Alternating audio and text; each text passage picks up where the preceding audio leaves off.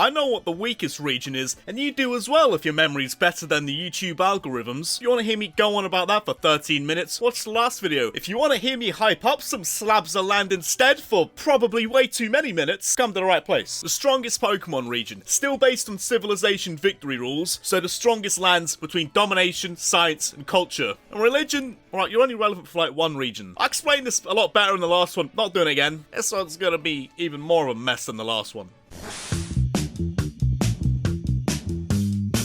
Native Pokemon is going to be a difficult thing to judge when it comes to the strongest. It's so easy to do the other way around, but it turns out that a solid handful of the regions don't have only 17 known native creatures, 50 of which being sidemen you'd never use anyway. And speaking of usage, from the last video, someone said I should try a point system based on what competitive tier each Pokemon's in. 0 points for untiered, up to 6 for Uber, and I guess 7 for Rayquaza, being the nuclear noodle that thing is. Half points for ban list, I guess. Out of curiosity, I gave it a go for the regions worth whacking out the calculator for. Mega Evolutions count, legendary forms do as well, but only one of them gets counted, since only one should exist in the first place. And with this system in place, Kanto added up to 178 points out of 55 currently used Pokemon, Hoenn was 194 out of 54, Sinnoh was 184.5 out of 50, Unova was 186.5 out of 61, and everyone's been saying Hoenn and Sinnoh would easily win this one, but for a region as tropical as Alola, we've all been sleeping on how juiced up their natives are. Their Pokedex is tiny compared to the others, but still gets up to 186 points. So you could argue that pound for pound, Alola has the strongest set of native Pokemon, cause you're damn right Ultra Beasts count as natives, cause the Ether Foundation are the only ones who could spawn them in the first place. The thing is though, tiers are inconsistent. They don't really tell you how strong they are, especially since Galar doesn't even have all the Pokemon, which is why I've had to base it on Gen 7 tiers to begin with. But let's say, I don't know, Gastrodon for example. He's pretty good.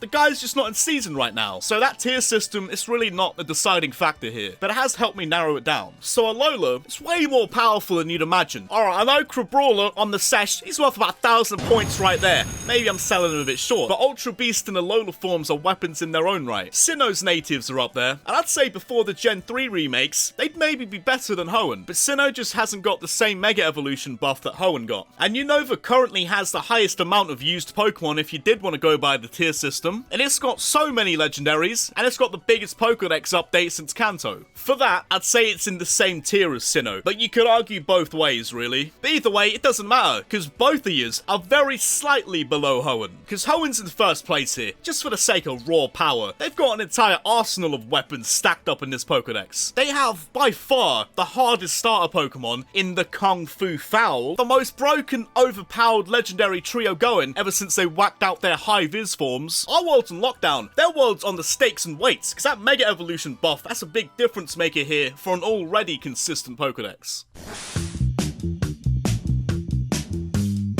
Just like literally everything else I've ever done, when I'm looking at notable trainers, I'm looking at their rematches and their World Tournament teams collectively. This is them at their best. So looking at Kanto, they've got the strongest organization leader in Giovanni. His resignation from Team Rocket Team is pretty lethal. He no longer conducts business, but his team says otherwise. Everyone likes to be Red's hype man, but he's not that amazing when you look past how sweaty his experience share is. But Kanto's still really good. It's just really inconsistent at the same time. You have Lance, but also Bruno. You got Sabrina, Giovanni, and Koga, but then you've got Blaine, Erica, and Brock. You've even got Champion Blue, and then you've got Champion Trace. That's where Hoenn's a massive step above Kanto here. Their gym leaders are actually consistent to some degree. At their best, none of them are really that bad. Even Norman. I mean, you're still the worst one out of them, but even then when he's not wasting your time with Spinder and Kecleon, he's still decent enough when he trades them out for Blissey and Kangaskhan. And then their Elite Four's quite stacked. They got Sydney, they got Drake, they got Steven Stone. The only genuinely weak Hoenn trainers are Archie and Maxie, wasting your time using the same team their grunts do. Like, Archie, my man, you're a pirate, man. How don't you own a Crawdon? Everyone seemed to think Sinnoh would be very high up on this one too, and they still are, but they're actually quite similar to Kanto in a lot of ways, in the sense that the gap in power between the top level trainers and everyone else is massive. Sinnoh's Elite Four gets a lot of praise, but half of it isn't as great as 10-year-old you might have smashed your DS over. Aaron's a glorified bug catcher who should have peaked in Eternal Forest. Bertha's not exactly going to be rinsing out your full restore stock anytime soon, but from there, that's what you can be as nostalgic Logic as you want. Smash up as many DSs as you want, because it bangs past the first half. Flint is a high-level Elite Four member worldwide. Lucian's a solid psychic trainer in his own right. And Cynthia maybe has the strongest case for being the world's top champion. You know, unless Leon wants to step up, try and G-Max his way to the throne, risk taking another fat L. So Sinnoh's doing well so far. Barry's got a solid enough team. Cyrus has put himself together way more than Archie and Maxie ever have, but you still wouldn't even make it to Giovanni's office with that. The gym leaders collectively are a bit debatable though, like Rourke, Gardenia, dead trainers. But Maylead and Byron, they'd be top gym leaders in any of the regions. The other 4 leaders are decent enough on their own, but up against other region specialists, they get outmatched pretty badly. Volkner's just a poorly charged up Watson, Fantina gets mentally dommed by Sabrina, and Rourke, man, you get caved in by literally any leader with a rock type on their team. Even in Byron's case, he's a top boy, fair play to the man, but we all know Jasmine's got that steel type on lockdown. Unova makes things interesting, since, you know, they actually did something interesting with the sequel game. Thanks to Black and White 2, Unova's got so many more trainers than everywhere else. You've got 2 rivals who are decent enough. You've got N, who's arguably the strongest rival slash antagonist. He's more of an antagonist, especially with his Black and White 2 Pokemon, and a lot of people seem to think that Faulkner having a Lugia somehow makes sense. Well, if that's the case, you want to think that way, there's no reason for N not to have Reshiram or Zekrom, since he's got a canonical reason to have it. It's like Giovanni having a Mewtwo. And then you have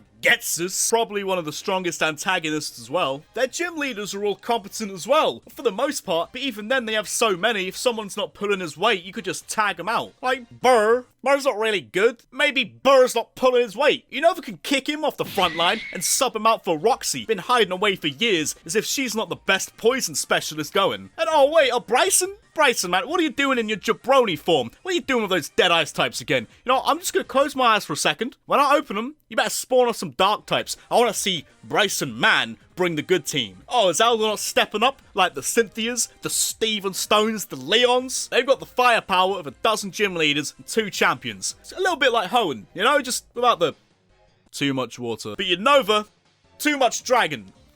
10 out of 10. And the Elite Four Unova has to offer has to be pound for pound the best out of a lot of them. There may be individual Elite Four members who are better, but as an entire unit, Unova has the strongest Pokemon League. There's no progression. There's no warm-up Aaron set just to get you going like Sinnoh does. You choose the order, so there's no difficulty scale. They're all coming straight for the throat. They're not just looking for your lunch money. Your $7,000 worth of lunch money. Gonna beat you so badly, you'd wake up sideways next to Cyrus and Giratina's yard. So Unova, they win this one by far. They literally have twice as many trainers who get my attention than any of the others. They've got the strongest characters, the biggest and most consistent set of gym leaders, 2 champions, and the strongest set of Elite Four members.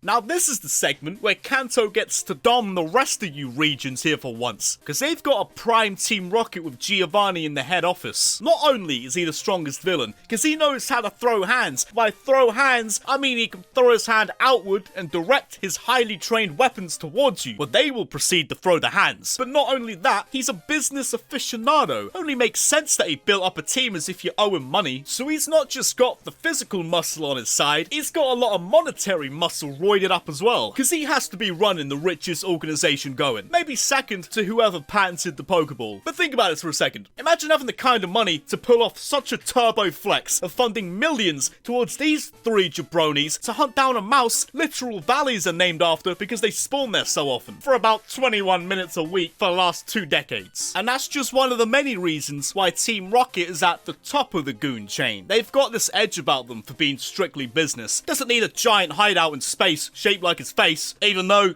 funds his own henchmen to do exactly that. He doesn't need any of that because he has his connections, his leverage over the whole world from a business standpoint, not just Kanto and Johto, where they occupy both regions, so they've likely got the numbers to outman any of the other teams as it is. Really though, the competition's looking slim. Team Rocket's fighting in a weak division here when it comes to goon squads. In that last video, I said if Lysander worked with Giovanni, he'd be travelling in a hot air balloon, Team Aqua would be going around peddling that tin can Gyarados in the sea, and Magma, man, you could take Persian for a trim, I don't know. Because there's something that really doesn't sell me on either of the Hoenn teams. Because even collectively, your IQ is still grunt level. They finally chuck the batteries in on their legendary, and straight away, they're trying to control Z out of there. They're trying to chuck them back down their shed down in Satopolis. Well, what were you expecting?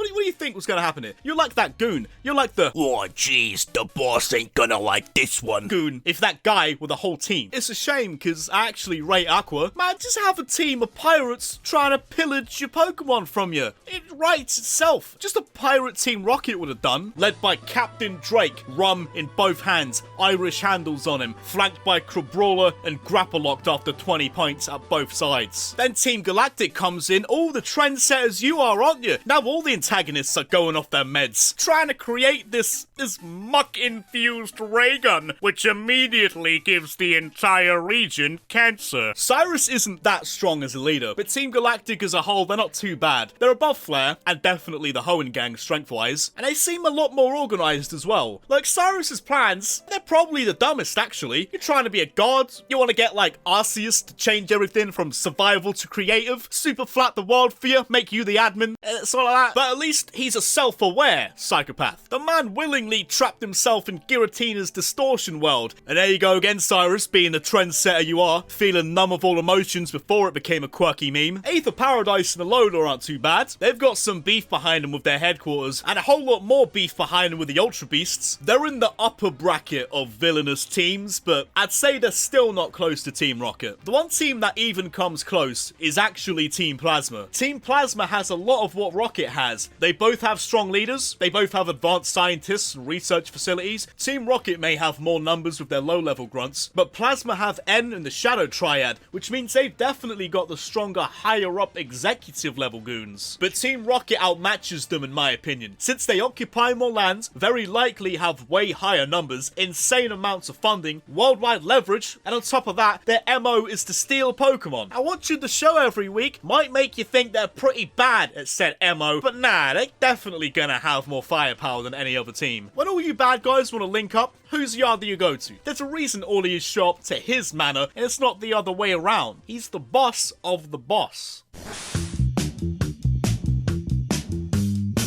Classic bleak, grayscale, industrial Kanto is one of the top locations scientifically. They got power plants, stealth cooperation, inventing a ball which could encapsulate you without fail. They coded a creature into existence, and you know, actually, I think they're the one region that doesn't revolve around mythology in any form. I was also surprised by how ahead of the curve Alola is, since it didn't look like much at face value scientifically. Region looking like Hoenn.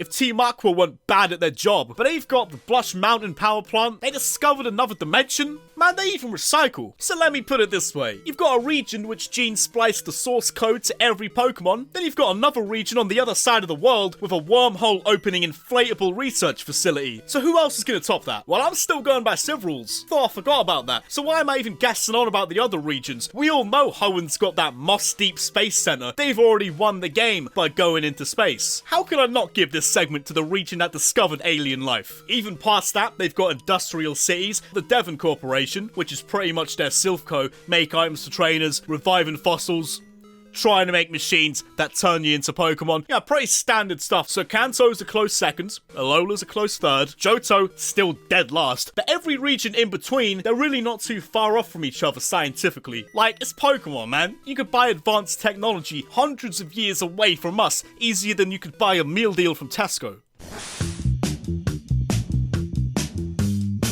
Now, when you're talking about culture, finally, I can stop hyping up Kanto because they're dead last here. But that's not even a shot at Kanto. It's just because the other regions are so well developed in comparison with this aspect. Then you go a tier above Kanto into the Johto and Sinnoh territory, where their culture's mostly based around mythology, but everything else about them is kinda starter pack region. A little bit base set. Museums, game corners, that kind of thing, nothing too special. Sinnoh's at least got that resort battle island. That's a unique spot for them that puts them a bit above Johto. Then you go to the big boy regions. I'm talking about the water park regions, the my house is bigger than your whole town kind of regions, that the less cultured or tourist friendly areas are never gonna compete with. I'm talking about Kalos and Unova, who have the biggest and most populated cities in the Pokemon world. I'm talking about Hoenn and Alola, looking like the kind of places where the only realistic chance you'd ever have of going is by winning a game show that hasn't existed for 30 years. It's the one thing that I can actually praise Kalos for, the most populated city in the known world, but compare that to somewhere like Hoenn. It's not as developed as Kalos in a lot of ways, but it more than makes up for that by having so many more key spots. It has the mythology of the Reggies and the Weather Trio, tourist pandering cities like Lily Cove, Morville and Slateport. You've got the top battle frontier island, and you're in the premier spot for Pokemon contests, all wrapped up in a nice, warm, perfect holiday climate. Well, near perfect. I'd remove the near to that perfect if this were pre-2016, because since then Alola comes in looking like Hoenn showing off to the gram with the saturation triples, shopping districts, landmarks. Locals here probably have a beach in their back garden. They've got a resort that's fully booked a year in advance, but it's calm. It's alright, don't worry about it. The whole place is a resort. Even got history to it all over the place as well if that's what you're into. Alola checks off everything for culture. How can anywhere compete with a region looking like a giant jacuzzi? The only thing I can think of, I'd say it's missing that proper central city that Kalos or Unova have. So let me run this down. Kalos has developed cities, Hoenn has everything to do, and Alola is the ultimate holiday destination. Well, guess what? Unova is all three of them. You've got the giant New York City, you've got a literal airport town, you've got loads of resort towns and cities, theme parks, film studios, subways used in the same way a steel cage matchup is used. Other regions for combat, well, they got battle frontiers, Pokeathlons, watching Grapplok neck 2 pints while choking out 4 opponents. It doesn't matter, because none of them are going to compete against Unova being the host of the World Tournament. Actually, nah, our last one might have it for me. It's even full of history. It has everything. It's the whole package, except for a warm climate, which, oh, you've already got your trunks on? Oh, you got a snorkel and everything? You're full wetsuit wanker ready to hit the waves? That's calm. Let me just whack out the DS settings, change that clock. Your summer's sorted. I think it's obvious which two are the strongest based on how I've gone about this. I'd say Sinnoh takes third place. Its Pokemon and trainers are high level. Everything else about it I'd say is above average to very good. But Hoenn and Unova, they've been in the top 3 for almost every segment up to this point. So I'm gonna match them both up and see what's the stronger region overall. I swear down if there was a draw like last time. Starting with Hoenn, they have the strongest native Pokemon. They're a solid 10 out of 10 there. They've got some of the strongest trainers going as well. 9 out of 10. And they're pulling their weight a lot here. That's almost for... Oh, Team Aqua and Magma. Had to botch it for them, didn't you? Pulling the grade average down quite a bit there. You're barely a 5 out of 10. It's alright. It's alright. It's calm. Because their science is back to carry your dead weight with another 10 out of 10. And the culture's on point. Even though they're probably 3rd or 4th when it comes to this aspect, they're still a wham 8 out of 10. And then on to Unova. They're actually very similar in a lot of ways. You could argue its native Pokemon are just as strong as Hoenn's, but I'd say they're 2nd, so 9 out of 10. But they rebound off of that, because Hoenn are 2nd with their toughest trainers. Unova, on the other hand, have a set of 10 out of 10 trainers. But unlike Hoenn, they're not going to go and botch the finish. Team Plasma hold their own way better than Hoenn's goon squads do. 8 out of 10 there. And then we go to science. But it's weird for Unova, because they gene spliced their way into fusing 2 legendaries, and they're still only a mid-tier region scientifically. I actually thought they'd be higher up, but they just don't have that major thing to make them top tier, like your Hoenns and your Alolas. I'm not even wrong here, I don't think. Unova's described as appearing in some ways more technologically advanced than previous regions, but its development isn't spread across the entire region. So it's not even like Unova's bad at all of science, it's just a bit outmatched. Modifying some old insect and even using the DNA splices to make Kieran relevant, it's not as impressive as Kanto gene splicing Mewtwo. A flying pirate ship isn't anywhere near as impressive as flying a rocket into space and discovering aliens, but they still hold their own scientifically. They're still a good 7 out of 10. In culture, we all know they're the top boys, gotta hit them with another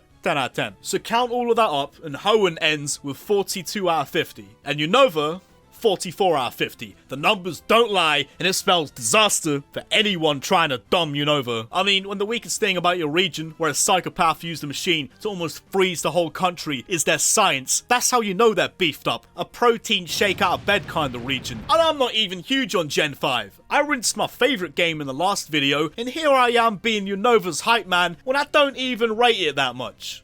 Actually, nah, say what you want about Gen 5. The region do be kinda top tier though.